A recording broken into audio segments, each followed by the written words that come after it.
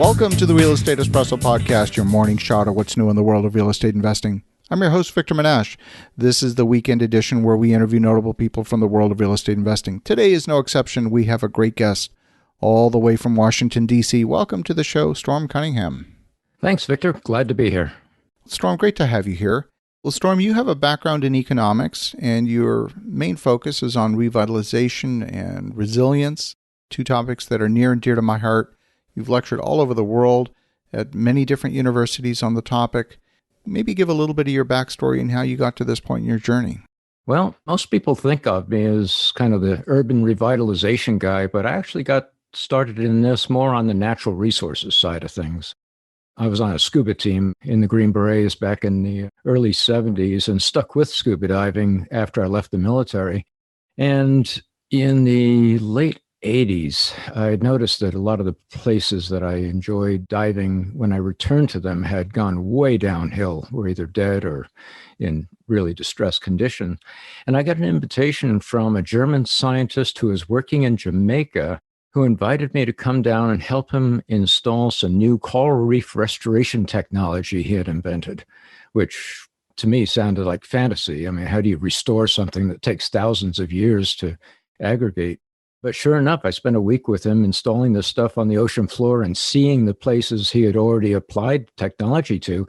And it was just miraculous how these places had come back to life in a spectacular fashion in just a few months. That was when I kind of woke up to the fact that we don't need to be satisfied with just sustaining.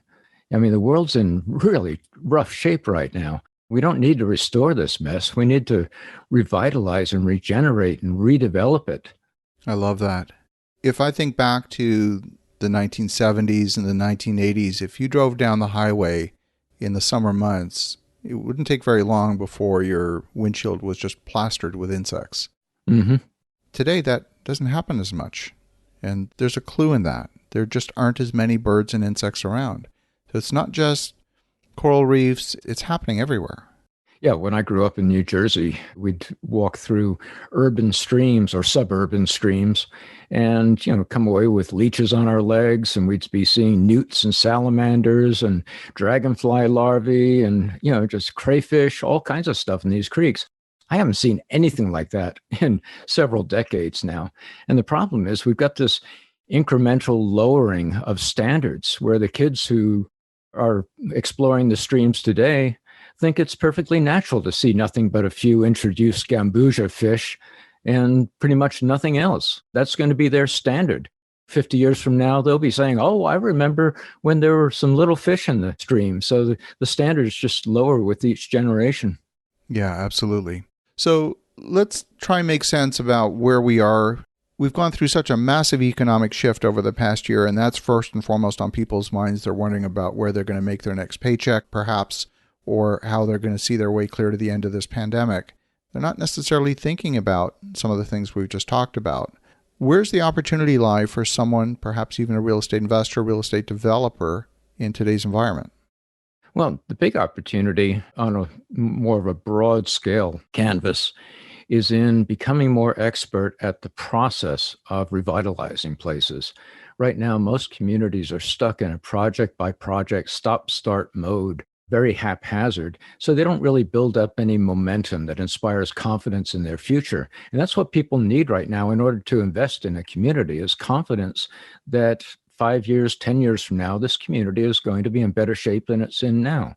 Any investor doesn't really care what condition something's in when they buy it. All they care about is it going to be more valuable after I buy it than it was when I bought it?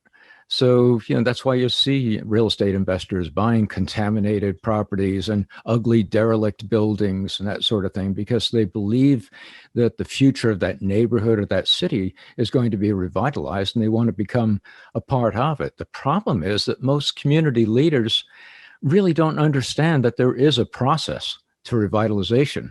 You talk to any business leader, and they'll tell you that to reliably produce anything, whether it's clothing or peanut butter or cars, you need a process. But you talk to community and regional leaders, and they just look at you blankly when you ask them what their process is. It's all just, like I said, stop, start, project by project, and they need help And the more private real estate redevelopers can become knowledgeable of that project, the more of a central role they can play in the future of that community.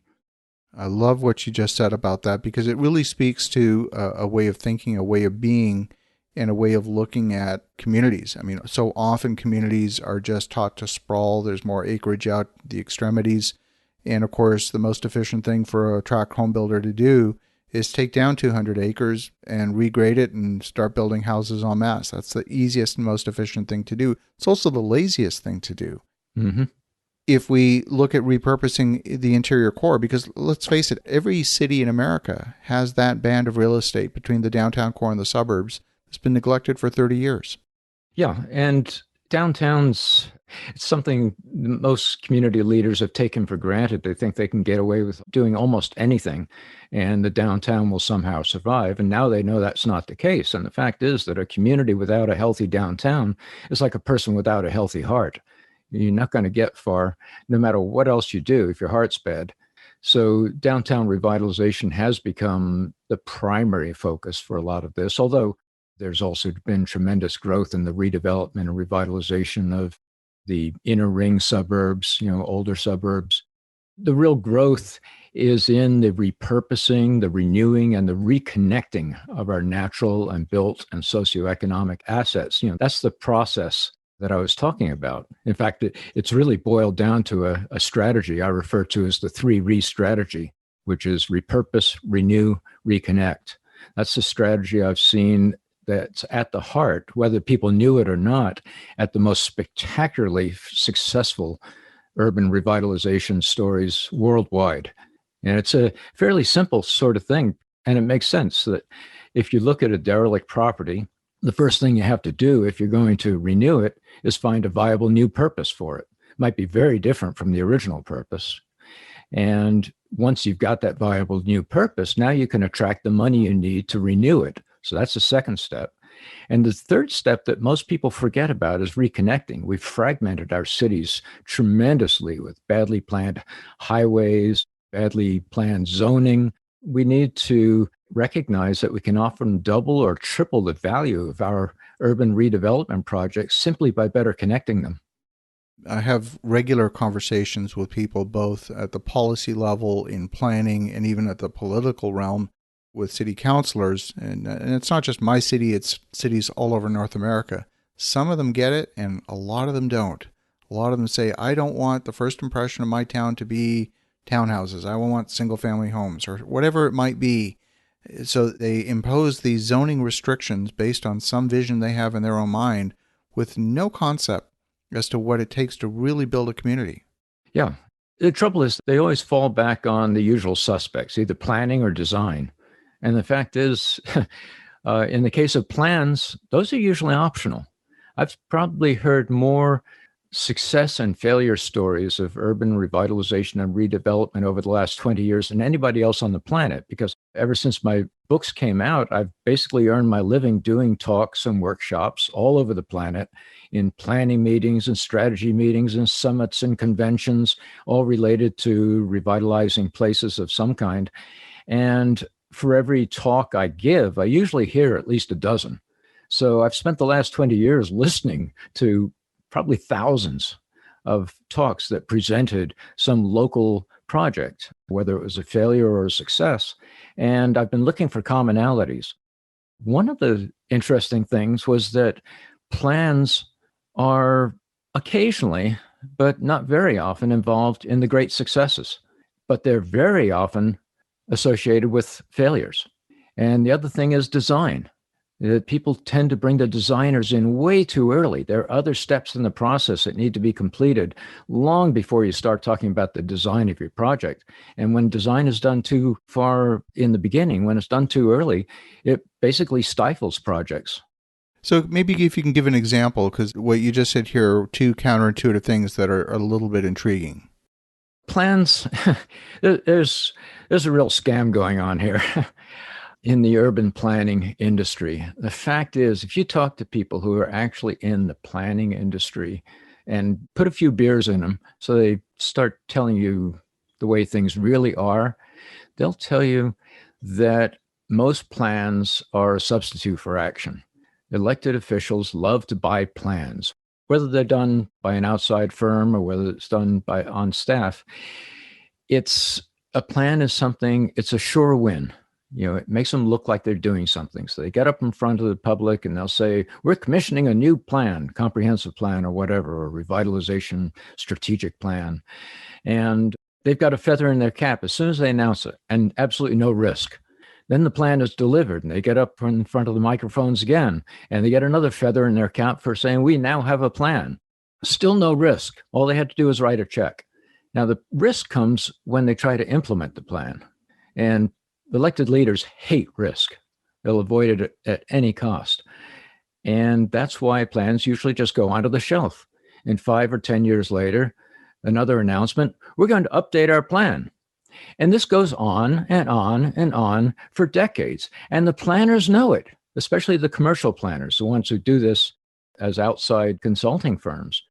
A friend of mine was in a multiple award-winning urban planner. And towards the end of his career, he joined the American Planning Association as an executive. And he retired recently.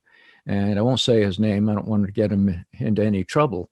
But I talked to him on his last day in the office and asked him what his perception of an urban plan was. And he said, a plan is a list of crap nobody ever pays attention to. Interesting. So my home city is just in the process of launching its new official plan, and it's designed to be a comprehensive rework of the patchwork of different constraints that have been overlaid on various neighborhoods to try and create a little bit more harmony. For example, the concept of the 15-minute community, a walkable community. You should be able within your neighborhood to get to certain amenities within a 15-minute walk. Those are interesting concepts. Now, the question is, how does that translate into implementation? Because it's very difficult to retrofit that if your city wasn't designed that way. Oh, most plans are actually quite good these days. In the past, almost all major urban problems we have today were professionally planned. Somebody earned a good paycheck doing the damage that we now see to our cities. But the fact is, a lot of the planning that's being done these days is actually very good. The problem usually isn't the plans. The problem is the presence of a plan and the fact that the plan is never implemented. And that gets in the way of actual progress because people are under the illusion that having a plan is actually going to revitalize their city. And since they're not implemented, what it usually does is retard the revitalization of their city. The fact is that the process that I've described and documented in my newest book, Reconomics, that just came out last year, the Reconomics process doesn't even include a plan. You can stick a plan in there if it's legally required. And a lot of cities are legally required to have a comprehensive plan. But if you're not required to have it, your revitalization will take place a lot faster and more efficiently if you just use these 6 steps of the Reconomics process, which is really just a minimum viable process. You can add to it, but you can't take away because a process with a missing piece, this really isn't a process. Is it a failure to understand the obstacles to implementation of the economic plan that's just missing from the plan itself, or is it a failure to understand the process? It's not the plan itself that's the problem in many cases. It's ignorance on the part of local leaders as to the process, which is a strategic process. And the first 2 elements of it are vision and strategy. Now, everybody talks about vision and strategy. And most people kind of understand what a vision is, although most people would have trouble defining it. My definition is that a vision is a cohesive set of goals. And a lot of communities, probably most communities now, have done visioning sessions. They've got what they call a shared vision for the future of their city, but then they stop there. And a vision by itself goes nowhere, just like a plan by itself goes nowhere. The flip side to a vision is a strategy. How do you actually overcome the primary obstacles to achieving the vision? And very, very few places have a strategy. Very few people even really know what a strategy is. It's a word they use constantly, but 99% of the strategic plans, officially called strategic plans that I've seen, do not have a strategy. It's really kind of shocking. I'll go up to public leaders and ask them, so you've been talking about revitalizing your downtown. What's your strategy? And they'll reach up onto the shelf and pull down a 300-page plan and say, here we go. And I say, no, actually, that's a plan. What's your strategy? And they'll say, oh, well, our strategy is to improve our quality of life and grow jobs and blah, blah, blah. And I say, no, that's a vision. Those are your goals. What's your strategy for achieving the vision? And they'll just usually throw up their hands in frustration and walk away. Fascinating. Well, Storm, if folks want to connect, if they want to learn more, I'm very interested to get a copy of your book. What's the best way? Well, the new book, Reconomics, which is subtitled The Path to Resilient Prosperity, came out last year. You can get it from Amazon. And in fact, Amazon's actually got a sale on it right now, $5 off. So you can get it for $14.99. If you want to just get an overview of all the things I work on, go to stormcunningham.com. And that has links to my books and the Reconomics Institute and the Revitalization Journal, which I edit, which now has over 8,000 articles in it. That should get you started. Fantastic. Well, Storm, this is a fascinating conversation. I'd be very keen to have you back and dig deeper into this on a future episode. And for the listeners at home, definitely reach out to Storm at stormcunningham.com. Get a copy of his latest book, Reconomics, at Amazon. In the meantime, have an awesome rest of your weekend. Go make some great things happen. I'll talk to you again tomorrow.